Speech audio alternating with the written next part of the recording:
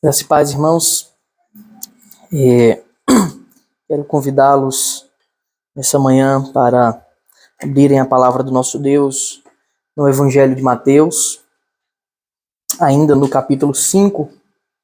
Agora vamos fazer a leitura do trecho que se encontra entre os versículos 38 e 42. Versículo 38 ao versículo 42 do capítulo 5 de Mateus.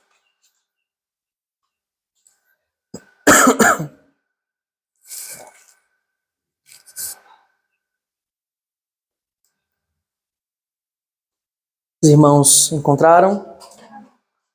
A palavra do nosso Deus diz assim: Vocês ouviram o que foi dito, olho por olho, dente por dente.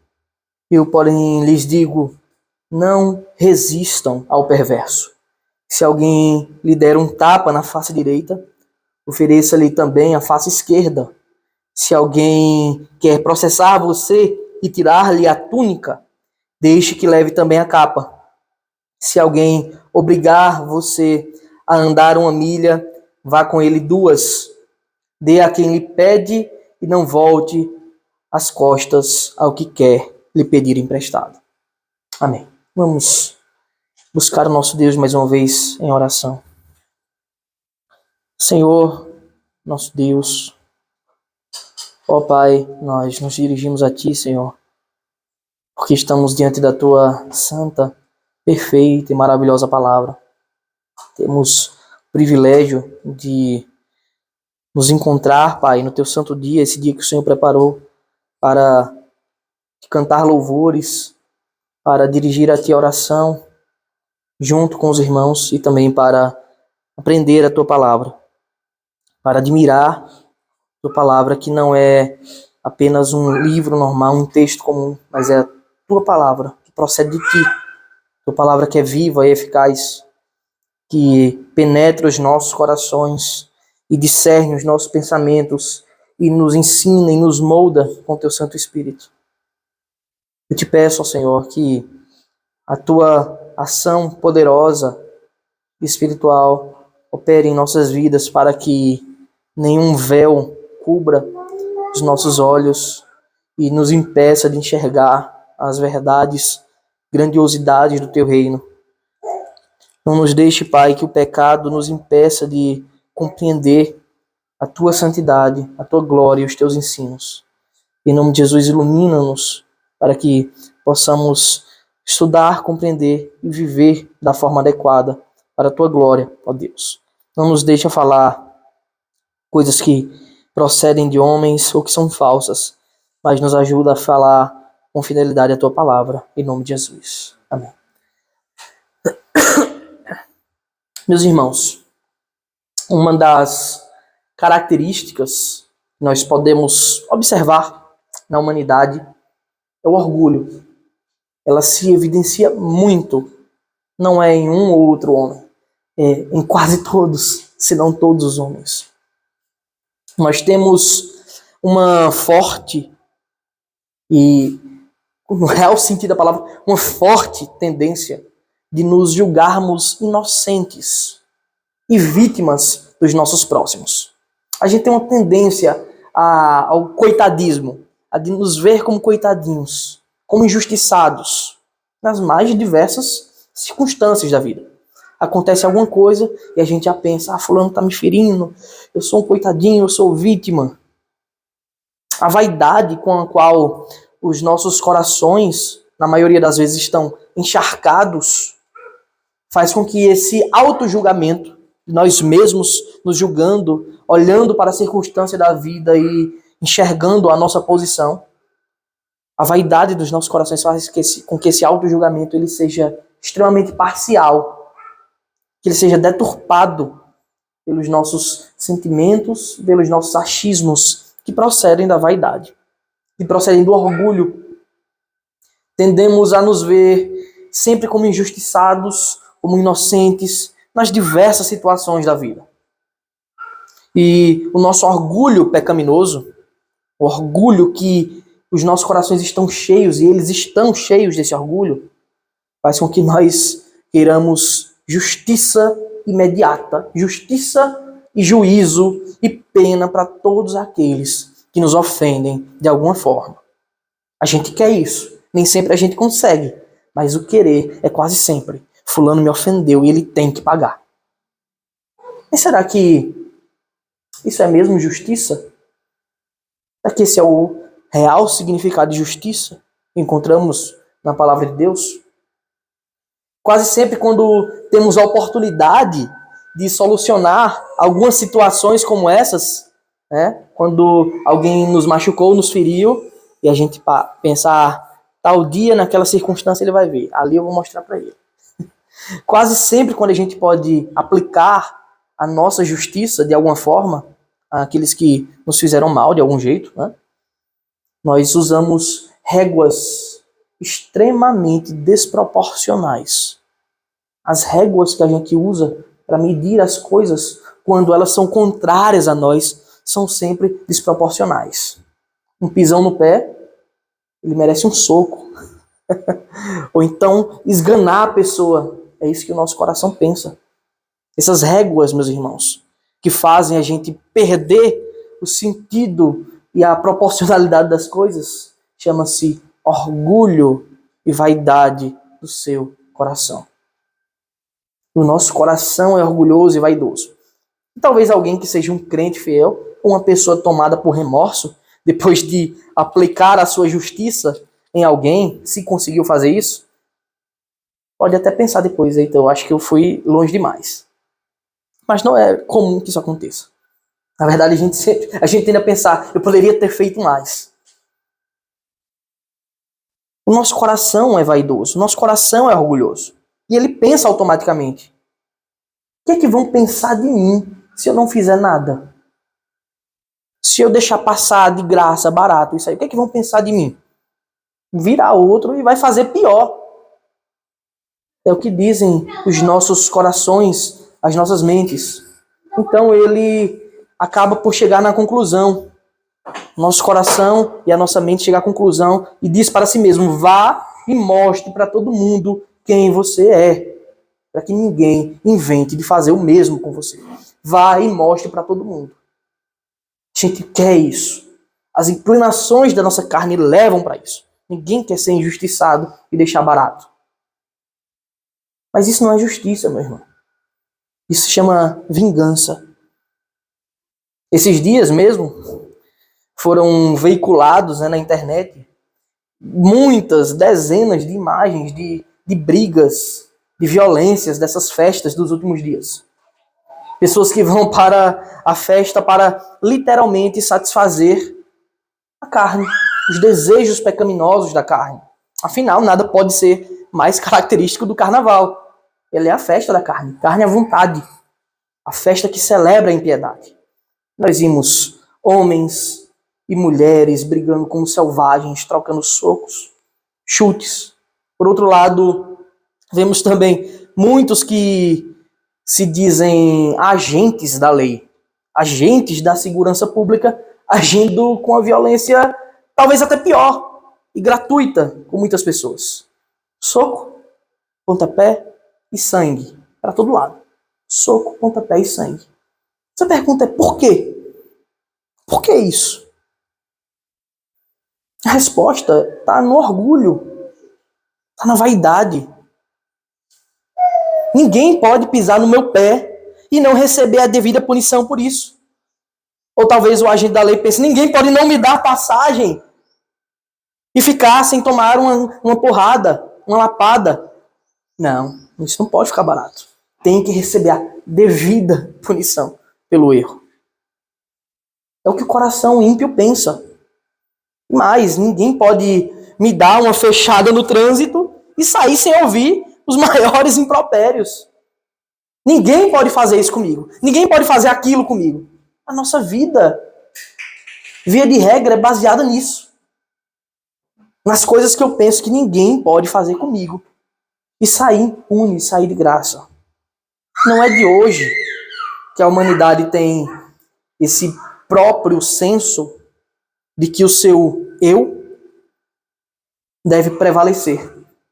de que o seu orgulho deve ser acariciado, senão que isso é nada mais, nada menos que mais um dos frutos da queda do pecado no Éden. Agora, no Sermão da Montanha, o Senhor Jesus inicia mais uma ilustração sobre a lei de Deus. O intuito do nosso mestre é nos ensinar o verdadeiro espírito da lei. Não é apenas trazer um novo conjunto de regras, como alguns pensam, ou um endurecimento da lei, mas nos ensinar qual o sentido da lei, qual a vontade do Deus criador da lei. O texto, agora em apreço, ele possui um dos versículos, uma das passagens mais conhecidas da palavra de Deus. E talvez uma das mais mal interpretadas também ao longo da história. Crentes e descrentes usam esse texto. Mas nós sabemos que a palavra de Deus, para ser compreendida corretamente e crida da forma que ela é, não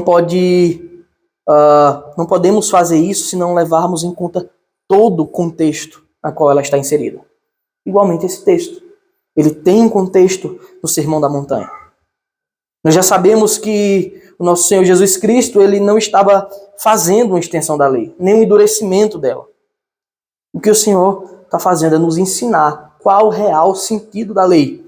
Como eu abro a palavra de Deus e interpreto a santa lei de Deus. Como é que eu levo em conta o caráter do nosso Deus para compreender as palavras que estão escritas. E para isso eu tenho que ter um caráter também transformado, regenerado pelo Espírito Santo. E nós já vimos que o Senhor Jesus já apresentou esse caráter transformado e regenerado nesse capítulo, nesse sermão com as bem-aventuranças. Aquilo que ele fez no homem, a modificação interior. Ao mesmo tempo, o Senhor Jesus também, com essas palavras, ele está denunciando o falso ensino dos mestres daquela época, dos fariseus, dos escribas, dos sacerdotes, que pegavam a lei e julgavam apenas exteriormente, visualmente, de forma hipócrita e mecânica, de forma vazia. Pegavam apenas o texto escrito e queriam aplicar de forma dura, sem levar em conta o Deus Santo e Criador da lei. Mas nós não podemos esquecer, como aqueles homens esqueceram, que o nosso Deus, ele não vê só como o homem vê exteriormente, mas que ele sonda os corações. Agora, o Senhor inicia a sua quinta ilustração, justamente sobre o tema da vingança. Vejamos o que o Senhor diz, em primeiro lugar, qual o real ensino da lei? Qual o real ensino da lei? Jesus diz bem assim, versículo 38. Vocês ouviram o que foi dito? Olho por olho, dente por dente. Bem, esse é um daqueles textos, que os homens ímpios gostam de apontar como sendo uma coisa escandalosa na palavra de Deus. Muitos, não são poucos os ímpios que gostam de pegar esse texto e dizer, olha que coisa escandalosa, que Deus é esse que institui olho por olho, dente por dente? Dizendo eles que um Deus que é bondoso não faria uma lei assim. Infelizmente, a maioria de nós cristãos, quando nos deparamos com pessoas como essa, que apontam e mentem acerca da palavra de Deus, a gente se depara com pessoas como essa e muitas vezes a gente não sabe apresentar a bondade de Deus em todas as coisas. A nossa interpretação parece ser semelhante à deles e à dos fariseus, olhar superficialmente a lei sem entender o caráter do nosso Deus. Quando a gente entende quem é o nosso Deus, os seus motivos, nós entendemos a sua lei, os seus objetivos. Diante de uma multidão, que é como se inicia o Sermão da Montanha, o nosso Senhor Jesus traz mais um dos ensinos dos escribas. Como sabemos, meus irmãos, os escribas e fariseus, assim como muitos ímpios, eles não possuíam o real entendimento da lei. Eles apenas conseguiam ver o aspecto externo, superficial da lei. Apenas a letra escrita. Não é à toa que Jesus traz esse ensinamento do espírito da lei em seu sermão. Pois os homens tinham perdido a real perspectiva das palavras de Deus, das palavras que o Senhor havia entregue a Moisés no monte. Observe, mais uma vez, o que a lei dizia.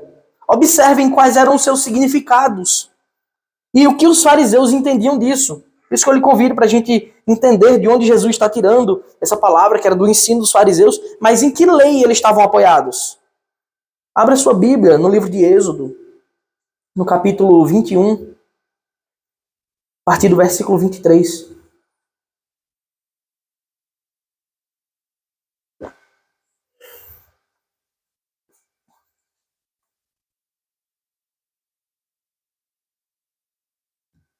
Êxodo 21, a partir do versículo 23, diz assim: Mas, se houver dano grave, então castigo será vida por vida, olho por olho, dente por dente, mão por mão, pé por pé, queimadura por queimadura, ferimento por ferimento, golpe por golpe. Bem, como nós podemos entender o que está escrito aqui? Como nós podemos entender o real significado dessa lei? O que é que o nosso Senhor está nos ensinando na sua lei? Enquanto os ímpios e perversos apontam para textos como esse, meus irmãos, como se fossem uma coisa escandalosa na palavra de Deus, aqui está mais uma concessão divina. Essa concessão divina, ela não expressa escândalo e crueldade de alguma forma. Pelo contrário, ela expressa a bondade de Deus. Ao mesmo tempo que expressa a bondade de Deus, ela expressa também a dureza do coração dos homens. O orgulho, a vaidade que nós estávamos falando anteriormente. Essa lei expressa isso. Em um mundo que não tinha parâmetros, que não tinham regras bem definidas, os homens julgavam as suas próprias demandas. Eles julgavam com as suas próprias réguas da justiça que possuíam. E nós sabemos que a justiça do coração do homem é deturpada. Não é difícil a gente imaginar que havia muita desproporcionalidade no senso da aplicação da justiça dos homens antes da lei. Portanto, se alguém me ferisse de alguma forma, eu queria matar, tirar a vida daquele homem. Era assim que agia. Era assim que os homens agiam, totalmente desproporcionais à lógica da coisa. Hoje é muito comum a gente estar em uma roda de conversa, conversando sobre as coisas, principalmente quando a gente vê o jornal, o noticiário, e as pessoas olham para as outras e dizem: me parece que a vida perdeu o valor. Não é assim que a gente ouve? A vida perdeu o valor, banalizou a vida. Alguém olha com cara feia para o outro já saca uma arma e atira. Ou toma uma fechada de trânsito e o outro quer destruir o carro todinho. Ou qualquer coisa. Há uma explosão de ira, de fúria, travestida de justiça. Como quem diz, eu estou no meu direito de fazer isso. E dia após dia ouvimos dessas atitudes desproporcionais. Até o caso extremo de mortes, porque a pessoa passou um troco errado em moedas. Mas por que nós tendemos a agir assim? Porque o pecado faz de você, do seu coração, extremamente vaidoso, orgulhoso e vingativo. Você não quer ter seu orgulho ferido, e custe o que custar o seu coração, quer manter a sua postura de superioridade. Isso não tem a ver com status social. Isso não tem a ver com dinheiro, com nível intelectual. Isso tem a ver com pecado, orgulho e vaidade. Pecado faz o homem assim. E apesar de muitas vezes a gente conversar e mostrar essa característica como sendo uma coisa atual, né? Hoje o mundo está assim. As pessoas costumam sempre olhar para a sua era e dizer: hoje o mundo está assim. Talvez por causa das tecnologias, né, que facilitam tirar a vida do próximo com arma de fogo, coisas do tipo. Mas a situação não era diferente nos tempos remotos. Mesmo antes de Moisés, que escreveu a lei, que recebeu a lei do Senhor, a situação não era nada diferente. O homem era perverso, maligno do mesmo jeito, orgulhoso do mesmo jeito. No livro de Gênesis, no capítulo 6, versículo 5, está o relato divino da situação da maldade do homem.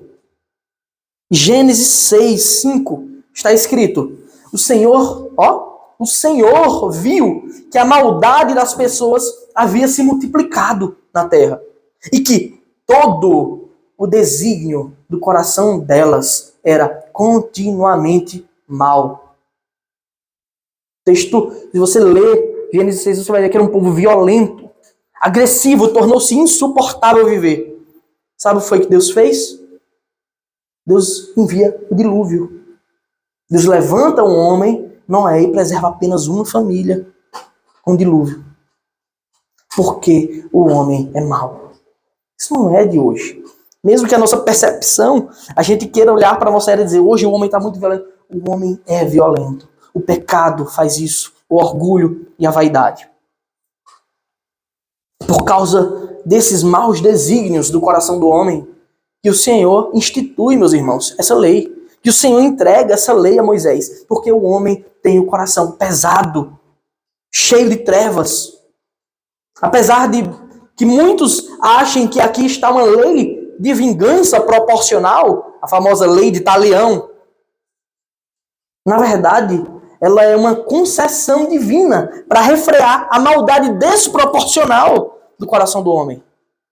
O objetivo dela é justamente o contrário. Não é que Deus está dizendo, devolva na mesma moeda. É que Deus está dizendo, não faça pior. Isso é a bondade de Deus, de forma instituída em uma lei, para que os homens não percam o parâmetro, para que não pesem a mão desproporcionalmente. É essa lei que impedia que um homem fosse assassinado por apenas ferir alguém. Porque se dependesse da pessoa ferida, ela se vingaria com fúria máxima contra o seu ofensor. Ela não teria misericórdia. Então aqui, com essa lei, o ensino verdadeiro é que há um duplo sentido, há um duplo ensino, há uma dupla bondade. A bondade de Deus em refrear a maldade humana. E a justiça, o ensino da reta justiça, para que ninguém, para que a maldade não se espalhe na terra e para que ninguém haja com desproporcionalidade. Então aqui, essa lei, pelo contrário, ela não é escandalosa, ela é boa. Porque os homens não são. Para uma compreensão, meus irmãos, mais exata ainda dessa lei, nós precisamos saber que ela não era uma lei para ser aplicada pelos homens comuns, que se sentiam injustiçados ou até feridos. Ou seja, alguém me feria e eu olhava para a lei e dizia, então eu posso devolver na mesma moeda. Não é isso. A lei nunca ensinou isso. Porque o próprio Deus instituiu juízes, no qual ele tirou um pouco do espírito de Moisés e distribuiu para esses homens. Para que essas demandas fossem levadas a esses homens e esses homens julgassem. De modo que isso nunca foi uma prerrogativa de eu aplicar a lei, porque eu conheço a lei. E essa era a grande e fatal falha dos fariseus nesse ensino. Essa perspectiva de um juiz externo, de testemunhas, como a lei instituía, havia se perdido. Estava se perdendo. E os homens queriam resolver as suas próprias demandas judiciais. E a desculpa que eles tinham é olho por olho. Ele não me feriu, eu posso devolver o ferimento. Ah, ele não matou, eu posso devolver. Mas isso não era para ser resolvido pelas próprias mãos, senão que Deus havia instituído juízes. Portanto, quando aqui no versículo 38 o Senhor diz, vocês ouviram o que foi dito? Olho por olho, dente por dente? O Senhor estava denunciando a irreverência dos escribas para com o ensino da lei. A lei nos ensinava justiça e equidade. Ela nos ensinava também a compaixão de Deus, que refreia a violência comum do coração orgulhoso. Essa lei nos ensina isso. A bondade refreadora de Deus. O Deus que refreia o mal na terra. Mas também ensinava a justiça do Deus que é santo. Porém, os homens tinham perdido o ensino e apenas liam que estavam por cima da lei superficialmente e queriam aplicar a sua própria maneira, ensinar do seu próprio jeito. Os fariseus, eles não estavam preocupados, não estavam nem aí para o caráter divino que nos ensina misericórdia, amor e perdão. A gente vê isso sempre na palavra de Deus. Misericórdia, amor e perdão. Os fariseus não estavam preocupados com isso. Eles queriam apenas satisfazer os seus pecados, as suas infidelidades, os orgulhos dos seus corações, as vaidades, e dizer, eu estou fazendo isso com o aval da lei. Está escrito, então eu posso fazer. Em suma, meus irmãos, esse era o objetivo da lei. Refrear a tendência do homem de, com o pretexto de aplicar justiça, fazer vingança com as próprias mãos, de modo desproporcional. A lei servia para isso. Por outro lado, o ensino dos fariseus era, a lei permite você se vingar na mesma proporção, olho por olho, dente por dente. Vocês estão entendendo a diferença, a sutil diferença? Enquanto a lei de Deus refreia o mal, os fariseus usam isso para que você possa fazer. Imagine que agora você tem um direito instituído de ferir o outro. Era assim que o fariseu tratava a lei. Mas esse não era o objetivo da lei. Porque nosso Deus é bom. Então, eles estavam apenas preocupados com o superficial da lei, mas não conheciam o princípio da lei. Porque para conhecer o princípio, o espírito da lei, que aponta para a justiça e misericórdia de Deus, é necessário que o próprio Deus tenha agido em seus corações, purificando-os de toda impureza, de toda injustiça, de toda maldade. Em segundo lugar, Jesus nos ensina o real propósito da lei. Ele nos ensina mais princípios estabelecidos para essa lei, de forma mais clara e mais ampla. Observe comigo o que está escrito no versículo 39.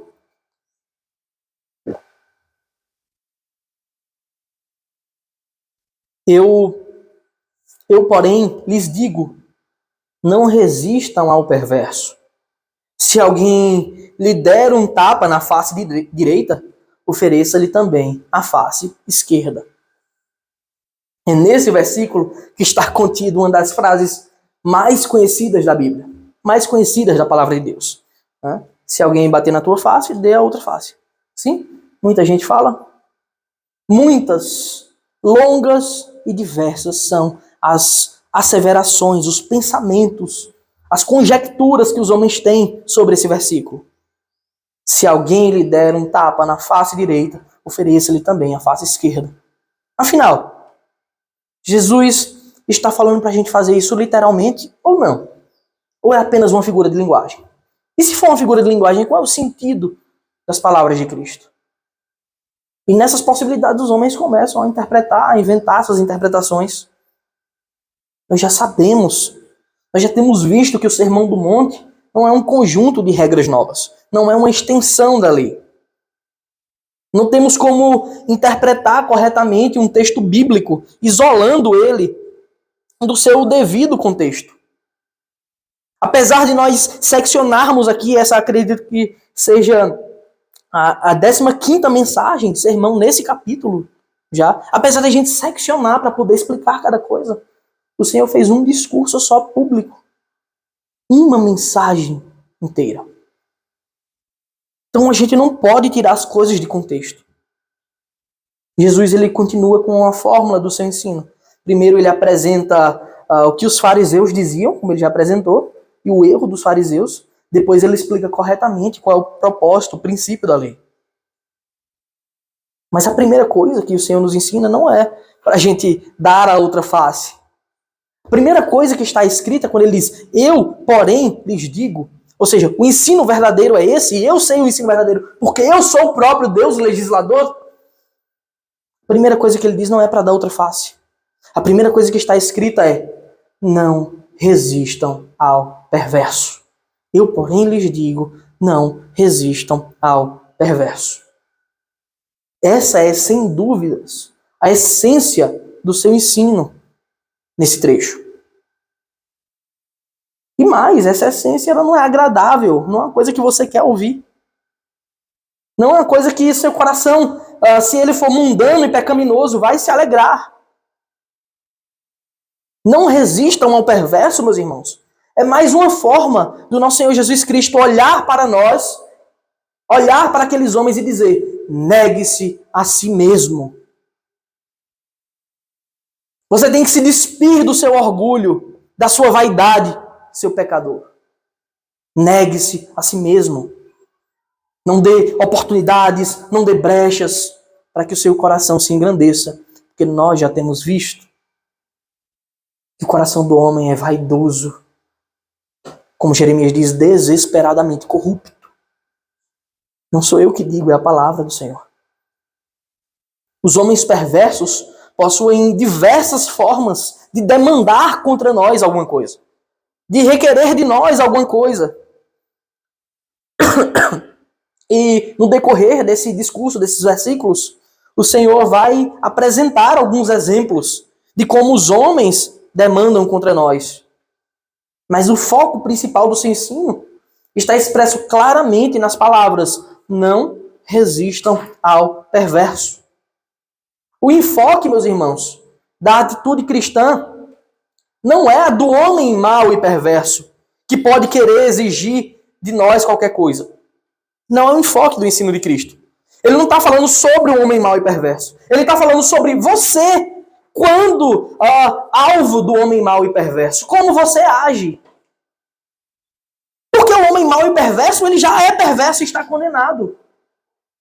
Mas e você, quando é alvo do homem mau e perverso?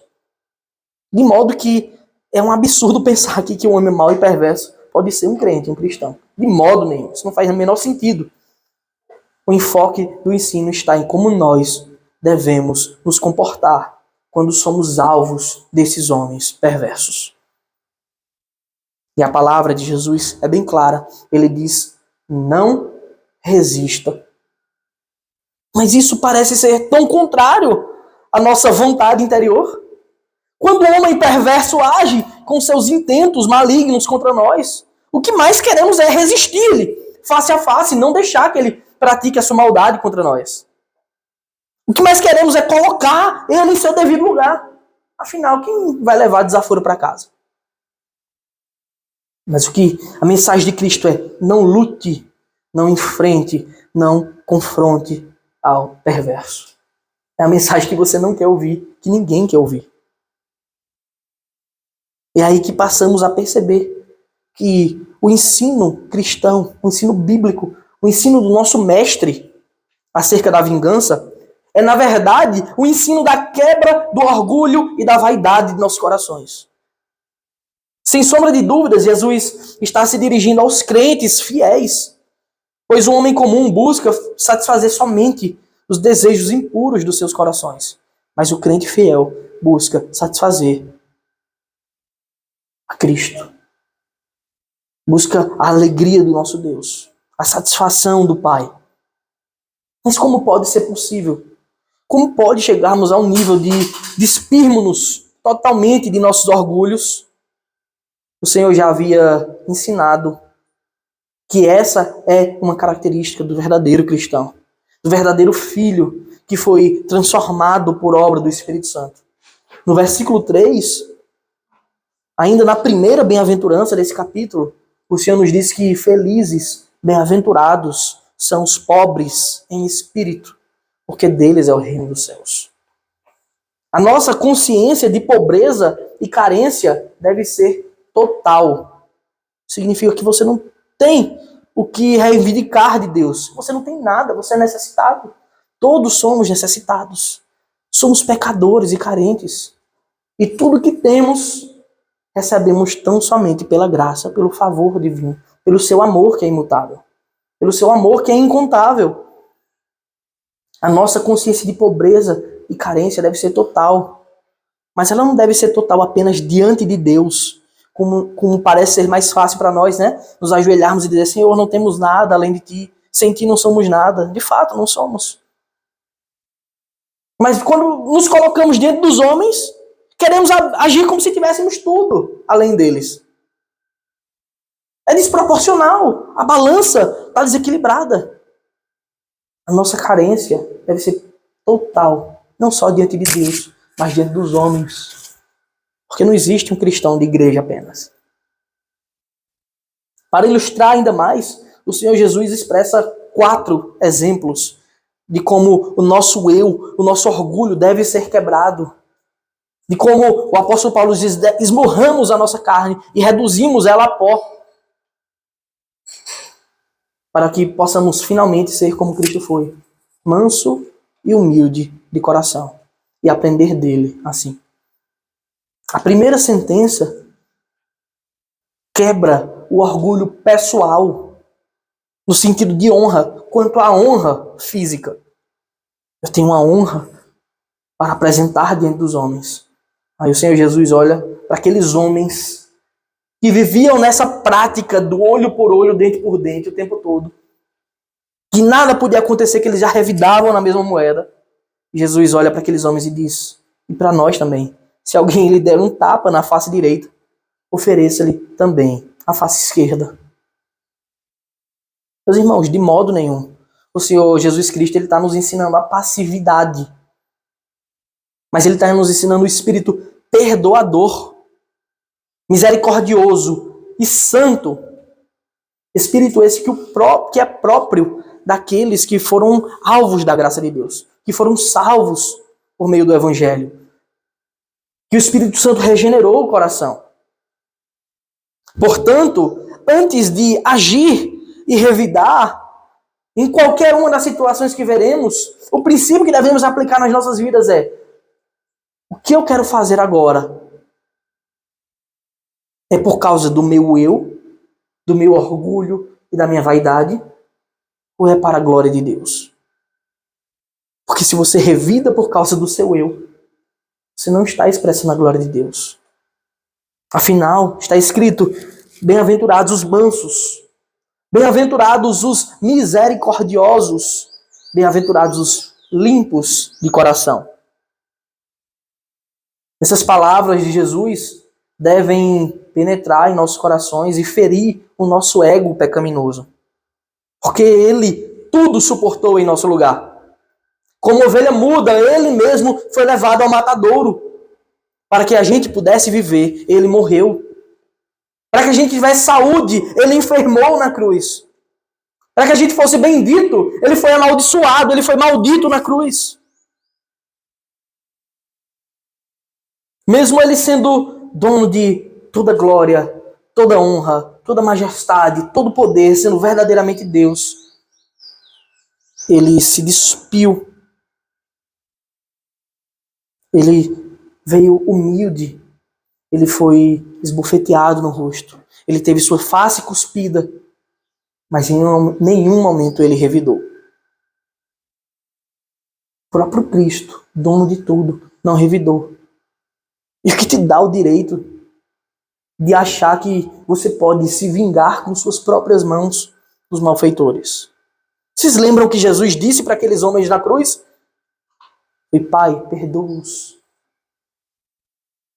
Os fariseus, meus irmãos, e muitos de nós esquecemos que a mesma lei que refreava a vingança também nos ensina contra ela. De modo que a gente deve estar atento a isso, para que quando um ímpio apontar para a palavra de Deus e diz, o seu Deus gosta de vingança, olho por olho, dente por dente, aponte a lei, maneje a palavra da verdade com fidelidade. Ensine quão santo e bom é o nosso Deus. Porque em Levítico 19:18, na mesma lei está escrito: não procure vingança, nem guarde ira contra os filhos do seu povo, mas ame o seu próximo como você ama a si mesmo. Eu sou o Senhor. Quem quer ouvir isso? Nosso coração não quer ouvir isso. Mas o nosso Cristo fez isso por nós. Nós pecamos, transgredimos a sua lei, no mundo que é dele, no universo que é dele. Se agisse vingativamente e justamente contra nós, estaríamos nesse momento no inferno. Mas não foi assim que ele agiu. Ele agiu graciosamente. Te tirou das trevas, te levou para a luz, te tirou da morte, te deu vida em abundância, tirou da pobreza e deu os mais excelso tesouro nos céus. Está muito claro na sua lei, na sua palavra, a sua vontade e o padrão de Deus de bondade, justiça, misericórdia e amor. A segunda sentença dita por Jesus, ela quebra o orgulho que temos por nossas posses. No versículo 40 está escrito: se alguém quer processar você e tirar-lhe a túnica, deixe que leve também a capa.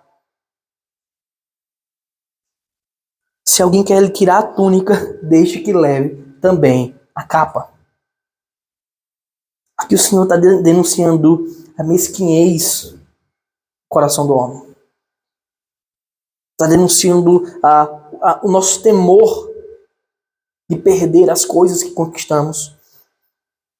O nosso orgulho ferido por muitas dessas coisas. Esse é mais um passo que o Senhor nos ensina para o esvaziamento total do nosso próprio eu. Existem demandas, meus irmãos, que não valem a pena. É isso que o Senhor está nos ensinando. Existem coisas que não valem a pena. Portanto, se você vai entrar numa demanda contra alguém judicial, que esse é o caso aqui, apenas pela vaidade, pelo seu eu, você não está glorificando a Deus. Porque muitas vezes o cristão é chamado para sofrer o dano. De tal modo que o ensino de Jesus é contra o nosso ego. Ele nos ensina a nos despojar de muito mais que aquilo que os perversos demandam de nós. Ele quer tirar um bem seu demais. Porque o nosso Deus é quem nos sustenta. O ensino aqui é para que o apego dos nossos corações, o nosso orgulho não esteja na nossa vaidade, nas coisas que possuímos, mas que o nosso apego esteja no Senhor, que nos deu tudo.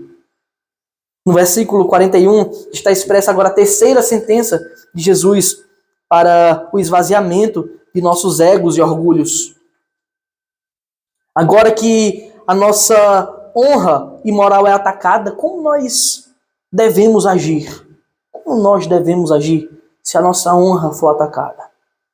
Versículo 41 está escrito: se alguém obrigar você a andar 1 milha, vá com ele 2.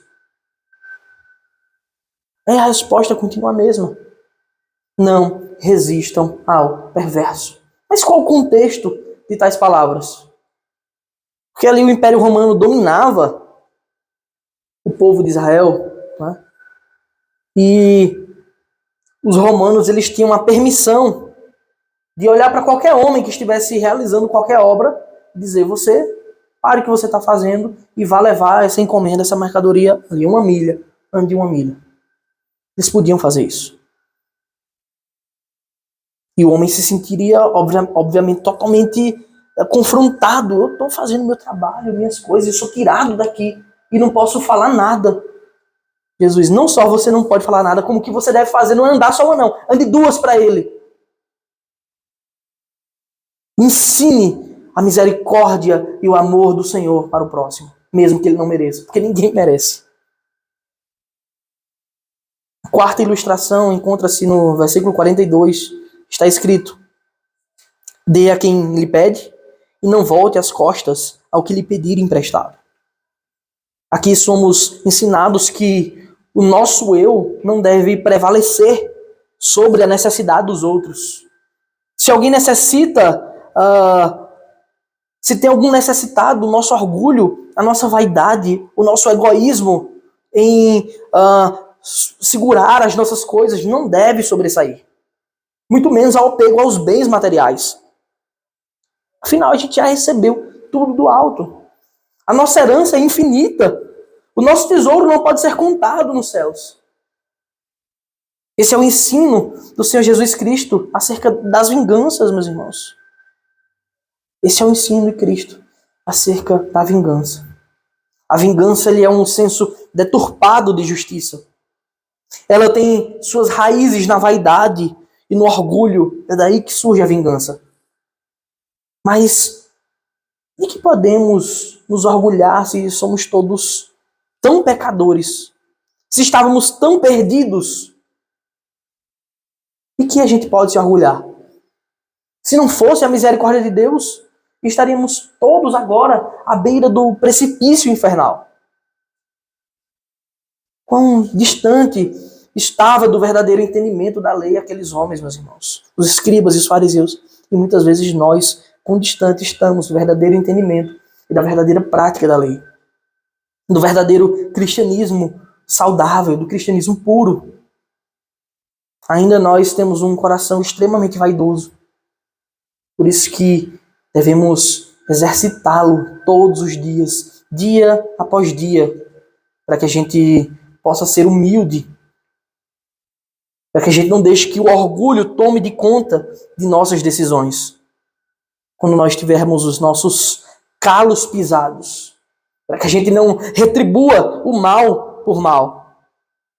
O ensino de Cristo, ele não só glorifica a Deus na prática real da humildade, mas também ele tem grande e verdadeiro valor prático. O verdadeiro ensino de Cristo nos apresenta a essência para que tenhamos um testemunho cristão verdadeiro. Verdadeiramente, o ímpio olhará para o crente fiel nessas circunstâncias.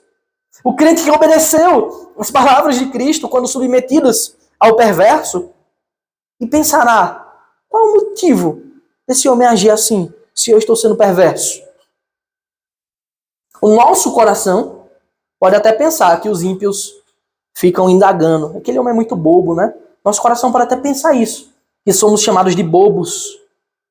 Mas a realidade é que as cabeças deles estarão fervendo sem compreender a santidade verdadeira. Porque eu tenho recebido bem, se eu tenho dado mal. Para encerrar, eu convido você a abrir o livro de Romanos, capítulo 12, e ver o que está escrito, a partir do versículo 18.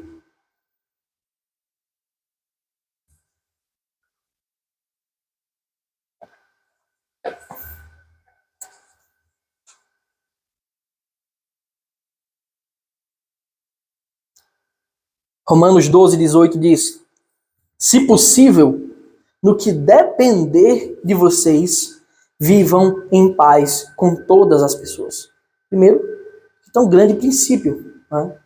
Que a gente não deve ser o perverso, mas que nós devemos buscar a paz com todos. Mas buscar a paz é só a gente não ser o agente das discórdias? E quando nós somos alvos, o que fazemos? Versículo 19. Meus amados, não façam justiça com as próprias mãos, mas deem lugar à ira de Deus, pois está escrito. E Paulo vai citar os textos do passado e vai dizer: a mim pertence a vingança, eu é que retribuirei, diz o Senhor. Então, nunca, jamais esqueçam de que quando nós agimos amorosamente, nenhum mal ficará impune. O Senhor é o agente da vingança justa e fiel. A Ele pertence, Ele é quem retribui. Portanto, descansemos os nossos corações mesmo em situações difíceis. Não deixemos que o nosso ego tome o lugar de Deus, porque a vingança não pertence a nós, mas ao Senhor. Um coração vingativo é um coração idólatra, que tira de Deus o que lhe pertence. Versículo 20, Paulo diz: façam o contrário. Se seu inimigo tiver fome, dele de comer. Se tiver sede, dele de beber. Essa é a essência do cristianismo. É fazer o bem em todas as circunstâncias. Não só para quem nos faz o bem, porque é muito fácil, mas para aqueles que nos fazem o mal. Por quê? Porque fazendo isso, você amontoará brasas vivas sobre a cabeça dele. Essas brasas vivas é uma cabeça fervendo, tentando entender por que eu estou recebendo bem pelo mal que eu fiz.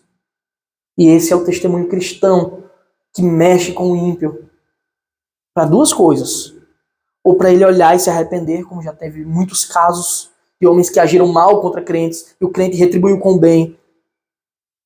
E o homem se arrependeu e se converteu pelo testemunho cristão. Ou para que ele aumente sobre si a ira de Deus e a sua condenação fique evidente se ele não se arrepender. de modo que nosso sofrimento e a nossa bondade nunca, em nenhuma hipótese, em nenhuma circunstância, é em vão. Assim você amontoa brasas vivas na cabeça dele. Não se deixem vencer pelo mal. E a gente pensa, o coração orgulhoso e vaidoso pensa, como é que eu não deixo o mal vencer? Eu devolvendo, eu ganhando a briga. A nossa vitória está no que Paulo escreve no versículo 21. Não se deixe vencer pelo mal, mas vença o mal com o bem. É assim que se vence o mal. É pagando com o bem. Esse é o ensino cristão. Alguém quer ouvir? Não. O coração vaidoso do homem não quer isso. Mas o verdadeiro cristão ama a palavra de Deus e busca e tenta viver em santidade. Que esse seja o nosso foco. O crente vence o homem mau fazendo o mesmo que Cristo fez.